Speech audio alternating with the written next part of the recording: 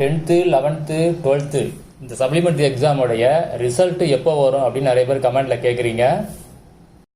அரசு தேர்வுகள் இயக்கம் இன்னும் அஃபிஷியலாக எதுவும் அனௌன்ஸ்மெண்ட் கொடுக்கல. ஆனால் மீடியாவில் இதை பற்றி நிறைய வதந்திகள்லாம் பரப்பிட்டு இருக்காங்க.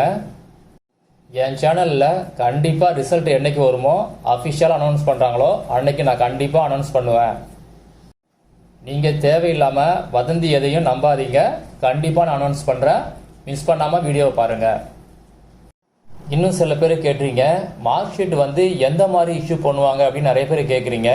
ஆல்ரெடி இதை பற்றிய வீடியோ நிறைய போட்டிருக்கேன். அந்த வீடியோ பிளேலிஸ்டோட லிங்க்கை வீடியோ டிஸ்கிரிப்ஷனில் கொடுக்குறேன்.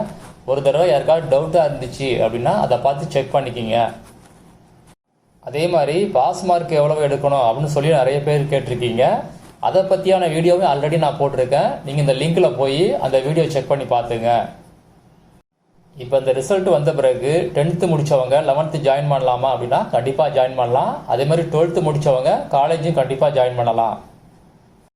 யாருக்காவது சப்போஸ் ஃபெயில் ஆகிடுவோம் அப்படின்னு நினச்சிங்க அப்படின்னா அதுக்கான டீட்டெயிலான வீடியோவும் நான் அப்டேட் பண்ணுறேன். மிஸ் பண்ணாமல் பாருங்கள்.